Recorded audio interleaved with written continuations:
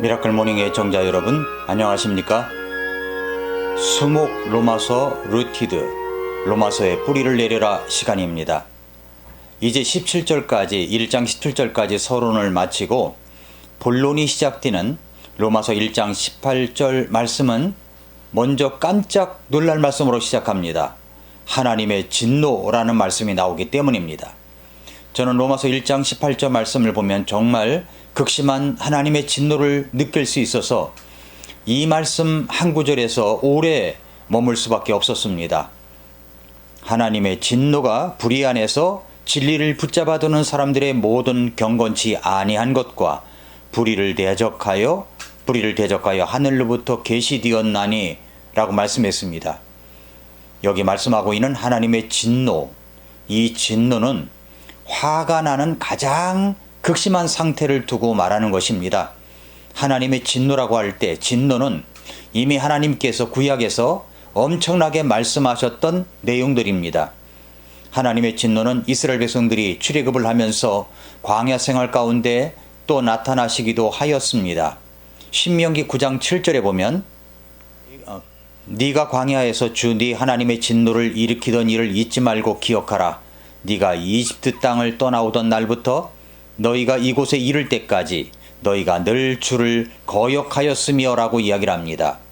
그렇게 늘 거역하고 불신하고 하나님을 떠나 악을 저지르려고 하는 이스라엘 백성들에게 모세는 임종을 앞두고 이스라엘 백성들에게 하나님을 믿지 않고 우상 숭배로 돌아갈 경우 하나님의 진노의 모습을 아예 노래로 가르쳤습니다. 노래로. 신명기 32장은 모세의 노래라는 제목을 붙이는 장입니다. 장차 있을 이스라엘 타락과 하나님의 심판을 예언한 모세의 노래는 이 노래를 통해서 이스라엘의 타락을 방지하고 그들이 타락한 후에라도 회개하고 하나님 앞으로 돌아오도록 하고자 한 것입니다. 하나님의 진노는 정말 무섭습니다. 신명기 32장을 읽어만 봐도 엄청납니다. 신명기 32장 35절에 보면은 원수 갚는 일과 보복하는 일은 내게 속하였으니 그들의 발이 정한 때에 미끄러지리라. 그들의 재앙의 날이 가까우므로 그들에게 닥칠 일들이 속히 일어나리라. 그 하나님의 진노는 노아의 홍수를 통해서 인간을 모두 쓸어버린 사건 속에서 나타났었습니다. 창세기 6장 5절부터 7절에 보면 하나님께서 사람의 사악함이 땅에서 크고 또 그의 마음에서 생각하여 상상하는 모든 것이 항상 악할 뿐임을 보시고 주께서 땅 위에 사람을 만드신 것으로 인해 슬퍼하시며 또 그것으로 인해 마음에 근심하시고 주께서 이르시되 내가 창조한 사람을 지면에서 멸하되 사람과 짐승과 기는 것과 공중의 날짐승까지 다 그리하리니 이는 내가 그들을 만든 것으로 인해 슬퍼하기 때문이라 하시니라 라고 말씀하셨습니다. 지극한 슬픔 속에서 하나님은 홍수를 통해 인류를 멸하실 수밖에 없었습니다. 하나님의 진노는 소돔과 고모라 성을 멸하셨습니다. 하나님의 진노는 역사 속에서 곳곳에 등장합니다. 왜 하나님의 진노가 일어나는 것입니까? 오늘 보면 로마서 1장 18절을 다시 보시기 바랍니다.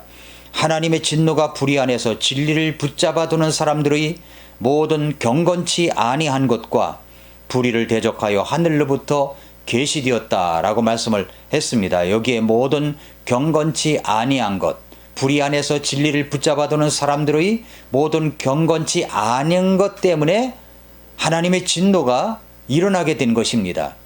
경건치 아니한 것이라는 말은 하나님을 등지고 불의를 향하여 죄악을 저지르고 있는 인간의 모습을 말합니다. 이 말씀을 묵상하다 보니까 책 하나가 생각이 났습니다. 그 책은 조나단 에드워즈의 책입니다. 제목이 이것입니다. 진노한 하나님의 손에 붙들린 죄인들. 진노한 하나님의 손에 붙들린 죄인들. 조나단 에드워즈의 대표적인 설교입니다. 조나단 에드워즈는 타락한 미국을 회개케 하는 미국 대각성 운동을 일으켰던 하나님의 사람입니다.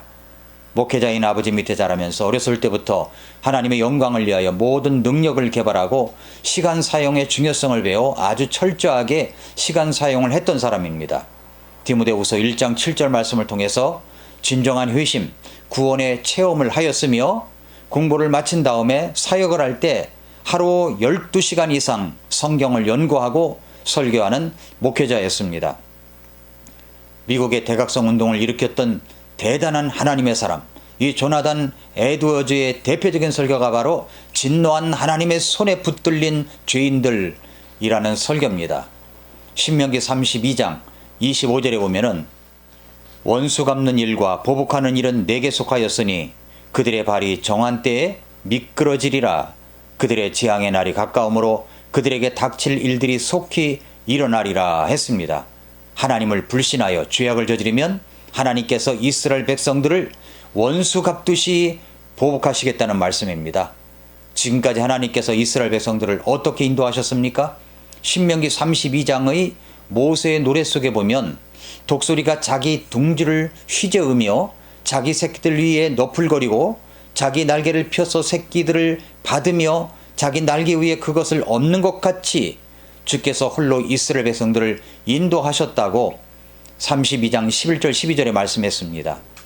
하나님께서 이스라엘 백성들을 풍성함으로 채워주셨습니다. 그러나 그들은 자기들의 생활이 기름지게 되니까 하나님을 버립니다. 저버립니다. 배신을 한 것입니다. 신명기 32장 20절은 이렇게 말씀합니다.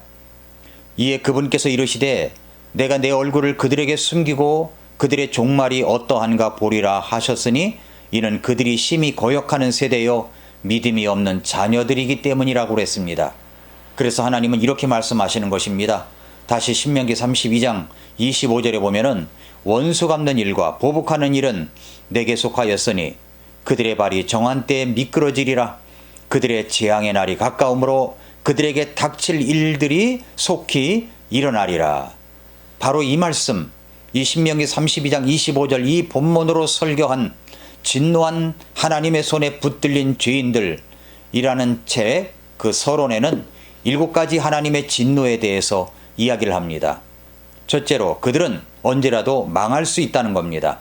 그들의 발이 정한 때에 미끄러지리라. 시편 73편 18절에 그랬죠? 분명히 주께서 그들을 미끄러운 곳에 두시며 그들을 던지사 파멸에 이르게 하셨나이다 라고 했습니다. 언제라도 망할 수가 있습니다.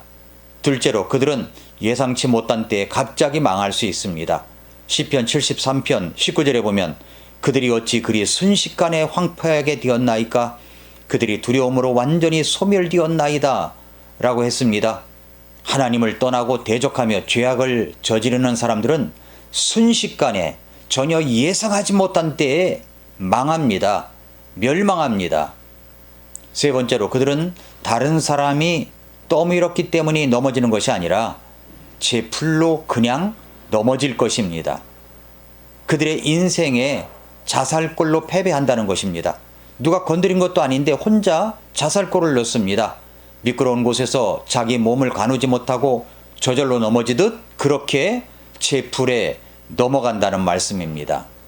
넷째로 그런데 그런 사람들이 아직 넘어지지 않고 그대로 서 있을 수 있는 것은 하나님께서 정하신 때가 아직 이르지 않았기 때문이지 그들이 멀쩡해서가 아닙니다. 악인이 지옥에 떨어지는 것을 한순간이라도 막아주는 것이 있다면 그것은 오직 하나님의 전적인 뜻이 있기 때문입니다. 은혜입니다. 그래도 회개하며 돌아서기 원하시는 하나님의 기다림의 은혜가 있기 때문입니다. 하나님은 죄인들, 악한 자들을 언제든지 지옥에 보낼 수 있는 능력을 갖고 있는 분이십니다. 악인은, 죄인은 지옥에 떨어져야 마땅합니다. 범죄한 사람이 요리조리 법망을 빠져나가는 사람들을 볼 때 얼마나 분노가 일어납니까? 남이 하면 지탄을 하는데 자기가 하면 자기 편이 지탄을 했던 그 짓을 하면 합리화시킵니다. 내로남불입니다. 그럴 때 분노가 일어납니다. 그러나 하나님의 법망은 빠져나갈 수가 없습니다. 범죄하는 그 혼은 죽습니다. 지옥입니다. 그들은 죄인은 이미 지옥행 유죄 판결을 받았습니다. 지옥에 떨어져야 하는 판결은 지옥에 떨어져야 하는 판결은 이미 났습니다. 요한복음 3장 18절에서 아들을 믿는 자는 영존하는 생명이 있고 아들을 믿지 않은 자는 생명을 보지 못하며 도리어 하나님의 진노가 그 위에 머물러 있느니라라고 했습니다. 하나님의 진노는 죄액사 쓴 사망이요 심판이요 불호수요 지옥입니다.